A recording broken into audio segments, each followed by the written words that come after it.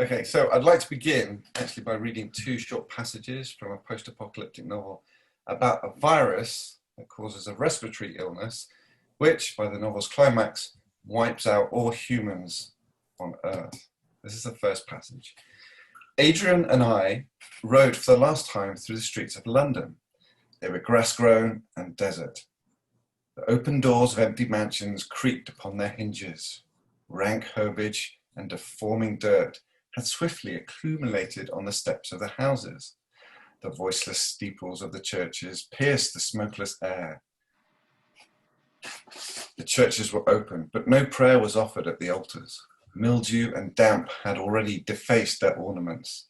Birds and tame animals, now homeless, had built nests and made their lairs in consecrated spots. It was quite dark, but as I stepped within, a pernicious scent assailed my senses, producing sickening qualms which made their way to my very heart, while I felt my leg clasped and a groan repeated by the person that held me. I lowered my lamp and saw a man half-clad, writhing under the agony of disease, while he held me with a convulsive grasp. With mixed horror and impatience, I strove to disengage myself and fell on the sufferer. He wound his naked, festering arms around me. His face was close to mine, and his breath, death-laden, entered my vitals. For a moment, I was overcome, my head bound by aching nausea. Till reflection returning, I sprung up and threw the wretch from me. So the first passage describes a familiar trope from post-apocalyptic narratives, be those narratives textual or visual. That is a deserted metropolis, absent of humans, save a couple of survivors, that is slowly being reclaimed by nature. The second passage describes the moment when the first-person narrator comes into contact with a plague victim and is infected. Both passages not only resonate with our current COVID-19 moment, or should I say the period between March and Labor Day when this country kind of sort of went into lockdown, when most malls, high schools, universities, swimming pools, what else, play parks became havens of silence and stillness. Actually, both passages wouldn't be out of place in any number of works that have emerged from the veritable tsunami of apocalypse and post-apocalyptic fiction published in the last 15 years or so, from Cormac McCarthy's The Road in 2006 to any number of short stories in the Apocalypse Triptych. This is an e-book anthology published in 2015, and it chronicles familiar themes of loss, love, betrayal, and survival that are all set against the backdrop of a cataclysmic event. Now, extending the post-apocalyptic genre beyond the purely textual, one can easily imagine these two passages appearing in, let's say, graphic novels, such as The Walking Dead and its TV adaptation, or video games like The Last of Us, and even podcasts, such as the epic post-apocalyptic audio drama, The Cleansed, and, of course, major Hollywood movies. While these passages should seem familiar to us, they are in fact from a novel published almost 200 years ago, Mary Shelley's The Last Man. Now, before talking about Shelley's 1826 novel, we should first recognize that despite the seemingly recent explosion of interest in apocalyptic and post-apocalyptic fiction, this genre has existed for over a millennia. And we should perhaps pause somewhat briefly, I suppose, here to define what we mean by apocalyptic and post-apocalyptic, rather than using the terms interchangeably. So apocalypse, as we all know, is a biblical term that derives from the book of Revelation. What we really mean in the literary genre, with Mary Shelley at any rate, is a combination of apocalyptic, that's an event or a series of events, if you've been reading Paul of Patmos, for example, that cause the end of civilization, with post-apocalyptic being what comes after the events. It seems typically that the event or events that cause the apocalypse don't tend to be as exciting, this is somewhat paradoxical, for novelists, because it's really what comes next, the story of what remains of our species trying to survive. Now in the 21st century, in the last 15, 20 years or so, the usage of apocalypse has less biblical resonance and really refers to the end of all human life rather than the end of a particular civilization. And every civilization, from the Babylonians to the Egyptians, the Mayans and the Romans, has at some point envisioned their own end before their own end actually arrived. It's not just civilizations, major religions ranging from Christianity, Islam, Judaism, contain multiple tales of a civilization or a specific location reaching its end. The stories of the Garden of Eden, Noah, Sodom and Gomorrah, and the Book of Revelation all contain apocalyptic themes. The ancient Mesopotamian epic of Gilgamesh, one of the oldest pieces of narratives we have, is concerned with the end of the known world. Historically speaking, we also see that millennial periods, that is the decade or so preceding and succeeding the turn of a century, seem to prompt in our species an increasing interest in its own end. Mary Shelley's novel, The Last Man, for example, was composed in the wake of an intense period of millenarial fever. There's a series of geopolitical events, including the American Revolutionary War, the French Revolution, the Industrial Revolution, that sort of exposed the inequities associated with capitalism. And all these events serve to reawaken a popular tradition of enthusiasm, and that's enthusiasm with a capital E. And it's enthusiasm predicated on the imminence of the Christian millennium. Prior to the French Revolution, the conventional view of the apocalypse followed the biblical prophecies of Isaiah, Daniel, and of course the Book of Revelation.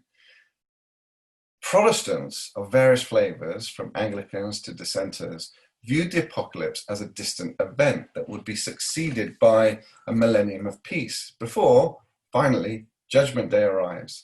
However, the French Revolution was such a cataclysmic event where the ancient regime, or the old world order of hereditary monarchy, was overturned over the course of a few short violent years, that for many Europeans, this event, coupled with the approaching turn of the millennium, created the perfect storm for the, let's say, hitherto counterculture of millenarianism to become, in many ways, the defining culture of the 1790s.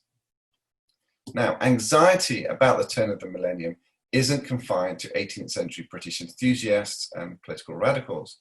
At the end of the 19th century, a wave of anarchist bombings, made easier by a certain Swedish chemist's most famous perhaps, invention, dynamite, inspired terror in populations across Europe. The anarchist goal was to erode faith in the external political and religious structures that organize their lives, and so create a stateless and classless society. For the masses, this threat to stability of society caused sufficient anxiety to prompt novelists like H.G. Wells, whom Joseph Conrad famously called the historian of ages to come, to write The War of the Worlds, which was serialized in 1897. And, as you probably all know, it chronicles the Martian invasion and subjugation of Earth.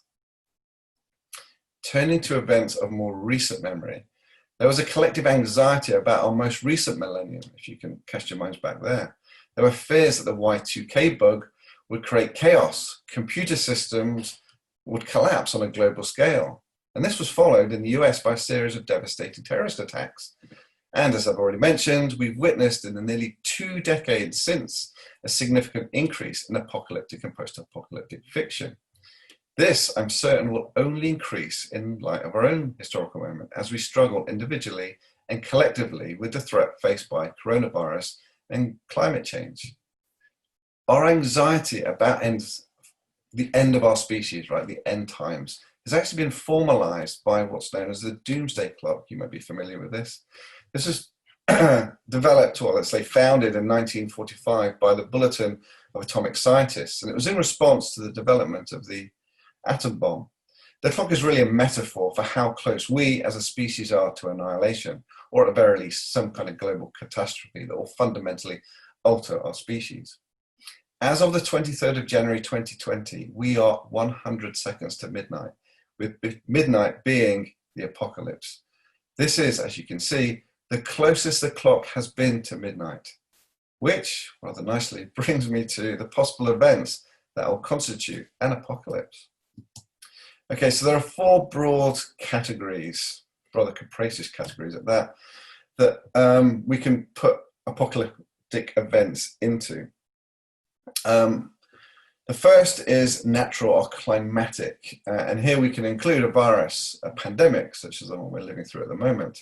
In Mary Shelley's novel, The Last Man, it's a plague that wipes out humanity. And we should briefly pause here to recognize Mary Shelley, if she is.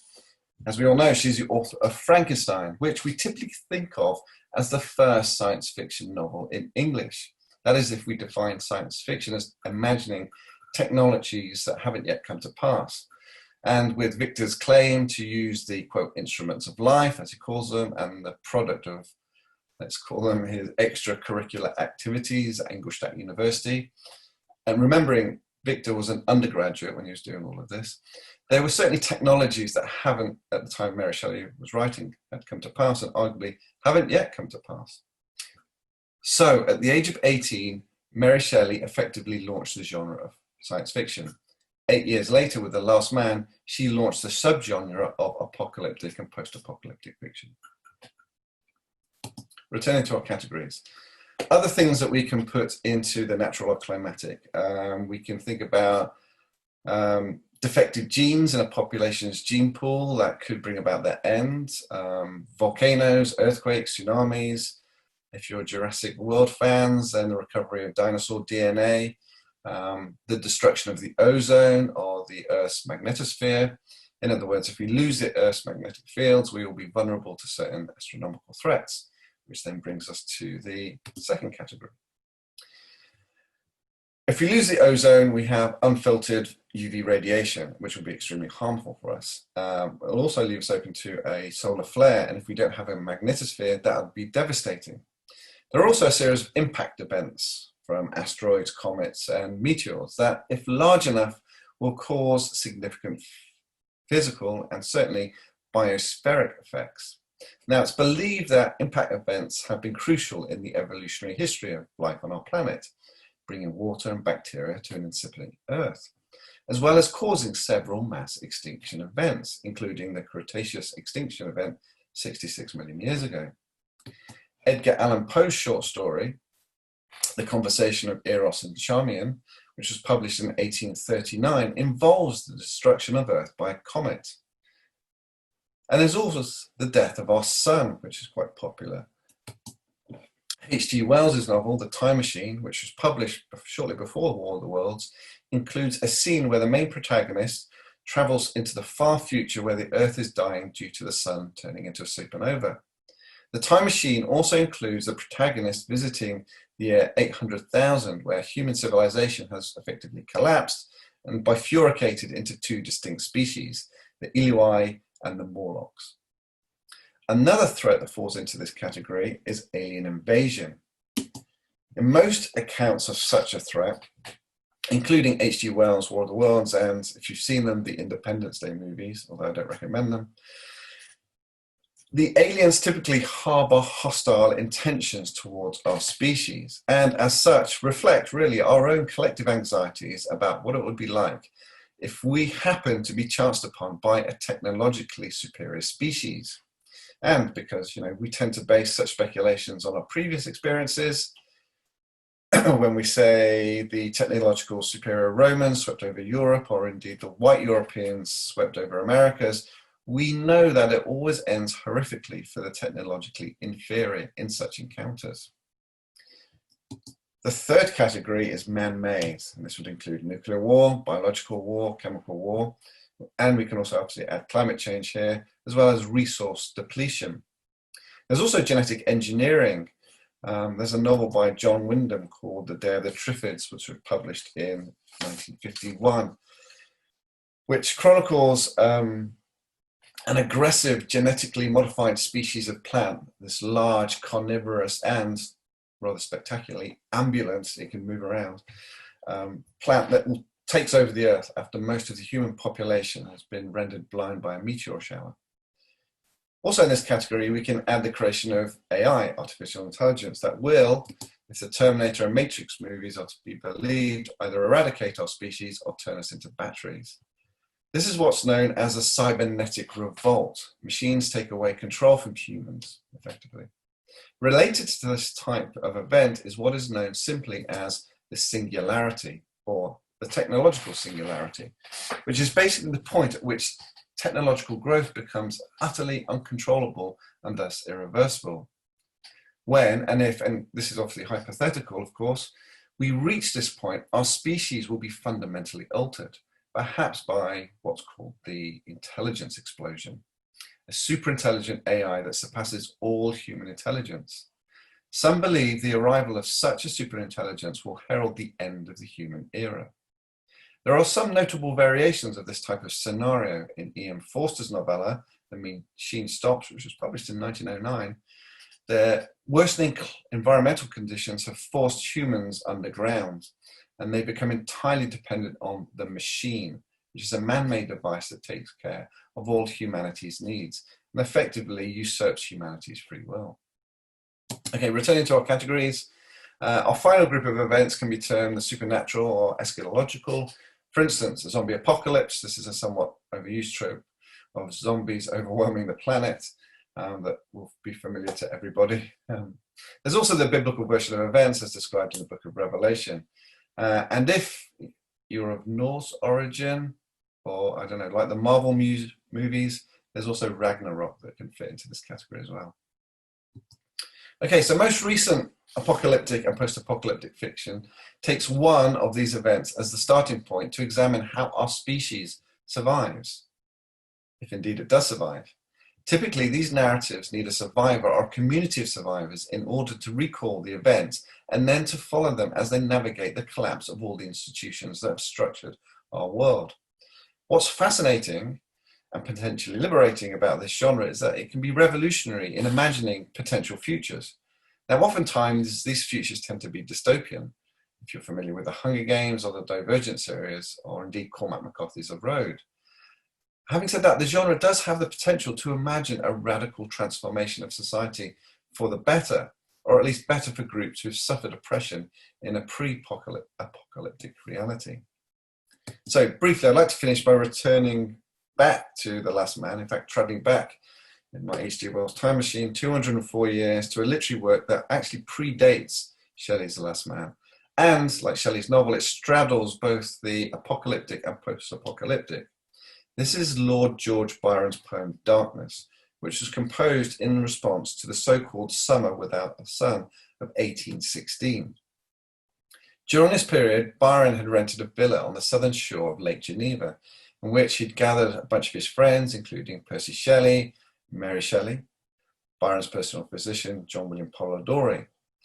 The weather was horrendous, and in her journal, Mary Shelley describes the conditions as follows. There was an almost perpetual rain punctuated by vast storms that rolled over the Alps. Contemporary astronomers blame the incessant rain and miserable conditions on an ailing sun. And there were two sunspots that were apparently observable to the naked eye in 1816. And I should add here that when looking at the sun, they did use smoked glass. They obviously knew better than look directly at the sun, unlike perhaps some of our contemporary political figures. Or nameless for now. Anyway, the terrible weather conditions that year were in fact caused by a series of volcanic eruptions in the Caribbean, in the Philippines, and most spectacularly, Mount Tambora in Indonesia in May 1815. Over the course of about 18 months, volcanic ash spewed into the atmosphere, circled the stratosphere, and reflected sunlight back into space. This was the same dark summer that witnessed the famous ghost story competition between Byron, Percy Shelley, Mary Shelley, and John Polidori that gave us both Frankenstein and Polidori's The Vampire, two novels that concern threats to the survival of our species. From Victor Frankenstein's creation, a man-made threat to humanity's existence is one of the ways that Victor sees his creation. And in Polidori's novel, From the Old World, an enigmatic aristocrat that feeds on blood. Polidori's novel, if you haven't read it, is certainly not the first vampire narrative in English literature, but it does codify some of the key tropes of vampirism that went on to influence a range of authors from Bram Stoker to, most recently, I guess, Stephanie Meyer. As for Byron, he contented himself with composing a startling poem called Darkness. The poem begins, I had a dream, which was not all a dream. The bright sun was extinguished, and the stars did wander darkling in the eternal space, rayless and pathless, and the icy earth swung blind and blackening in the moonless air. Morn came, and went, and came, and brought no day, and men forgot their passions in the dread of this their desolation, and all hearts were chilled into a selfish prayer for light, and they did live by watchfires, and the thrones, the palaces of crowned kings, the huts, the habitations of all things which dwell, were burnt for beacons, cities were consumed, and men were gathered round their blazing homes to look once more into each other's face. Happy were those who dwelt within the eye of the volcanoes and their mountain torch. A fearful hope was all the world contained. Forests were set on fire, but hour by hour they fell and faded, and the crackling trunks extinguished with a crash, and all was black. The first line of the poem may seem odd to modern readers. I had a dream which was not all a dream. But for Byron's contemporary readers, the Summer Without a Sun of 1816 had seemed like an apocalyptic moment, and informed by the earlier millenarianism, which I talked about, of the 1790s, there was a wide belief that this was the end of times. And that was somewhat reinforced by a prophecy from an Italian astronomer that the sun was about to expire. So if we could jump back in H.G. Wells's time machine to 1816 and you could randomly ask someone on the streets of London or Geneva, they would say, the end of times are here. The opening passage of the poem describes environmental effects caused by the death of the sun. There's a use of anaphora, if you look at the, what is it, 1, 2, 3, 4, 5, 6, the sixth line down. Morn came and went and came and brought no day. This creates this kind of, the use of anaphora here creates a cyclical image of a landscape in eternal darkness. I should say anaphora is a figure of speech that we use to describe the repetition of words or phrases, in this case came, at the beginning of lines or in clauses. So Byron then moves from environmental to humanity's response, which is essentially to burn everything, including homes, cities, and forests. There's this all-consuming yet really forlorn desire for light to ease the terrors of an all-consuming darkness so that we may gather together and look once more into each other's faces. In other words, Byron describes an urgency for sociability that perhaps resonates with our own historical moment. This need for light is also utterly destructive, and once everything combustible is consumed and totalizing darkness returns, humanity moves from sociability to madness, from civilization to primitiveness. The passage ends by inverting the biblical imperative, let there be light. The sun gone, the universe has been restored to its earlier biblical state of darkness.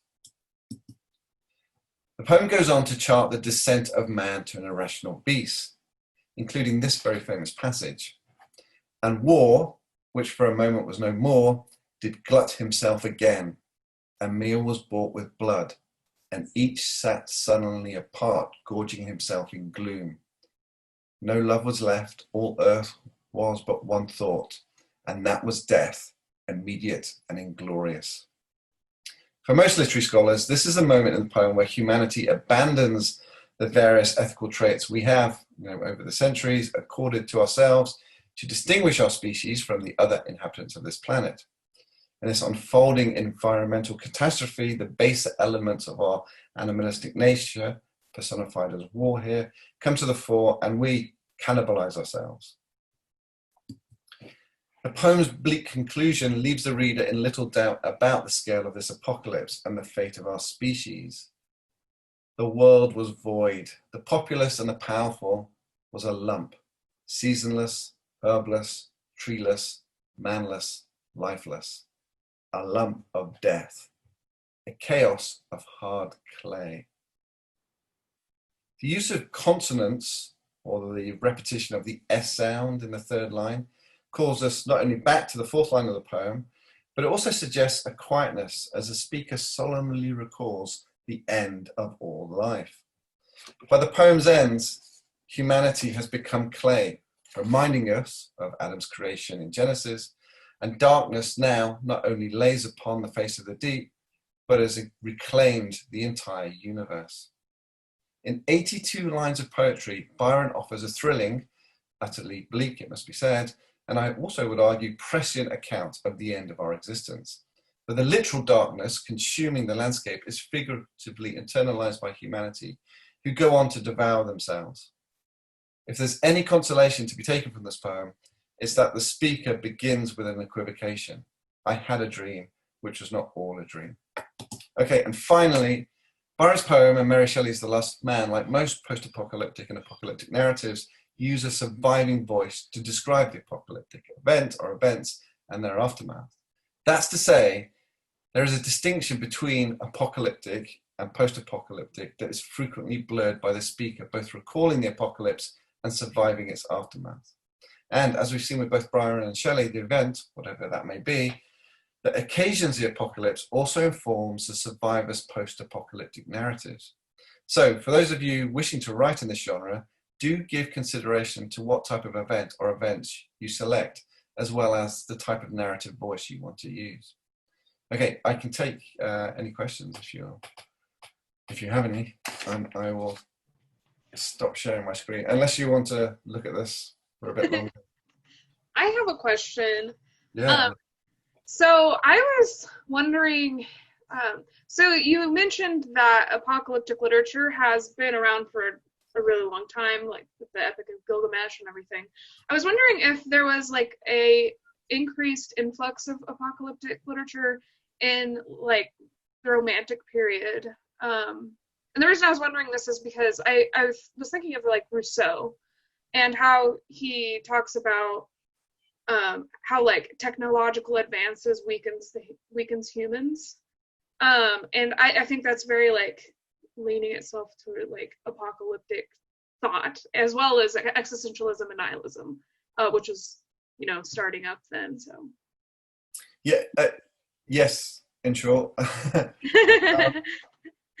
And it's, as I sort of explained, in large part, it's connected with these drastic sort of changes, social, cultural, and political changes that happen, really from 1772 onwards, the moment when the traitorous colonials threw tea into the harbour because they didn't want to pay for a war with France. Up to the French Revolution, right? The institutions that had been in place 900 or so years, right, that had become the sort of fixture for everybody there. Remember, hereditary monarchy, is divinely sanctioned by God, right? The Queen, and so forth. I'll put there through some sort of divine anointment. So if you can take your king and queen and subject them to the guillotine, right, and not incur the wrath of God, albeit immediately, there was still sort of a great fear that, how dare you're going against God's wishes, and with these other events happening. And just talking about your point about Rousseau, this idea of, let's call it a telescoping of technology. If you think about the way that our species, from the cognitive revolution all the way up to the 21st century, we've accelerated in terms of our sort of technological developments.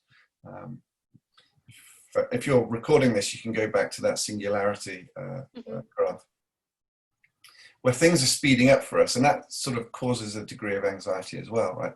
There's some kind of endpoint, and there certainly was anxiety about that, about technology outstripping sort of our ability to keep pace with it, and it sort of running out of control, which has only increased. In fact, it's got quicker, right? The last 20 years or so. 20 years ago, there wasn't a thing called Google, and Google suddenly appeared, and instead of going to the library and checking out books or using card catalogs, we can just simply type in a string search into Google, and the world's information, as well as a whole bunch of other stuff, is at our fingertips. So yes, the Romantic period, there was increased anxiety about end of time's coming. There are several poems. There's one called The Last Man by a Frenchman that wasn't translated into English until much later. There's also a sort of brilliant but very complex poem by William Blake called Jerusalem, which involves both the beginning of time and the end of time that takes place simultaneously over 6,000 years and in an instant. The temporal aspect of the poem isn't the confusing part, it's the fact that it sort of operates on a number of sort of narrative levels as well. I've read it, I don't know, about 50, 60 times maybe. I've got a chapter in my doctoral thesis about it, and I still don't understand what's going on.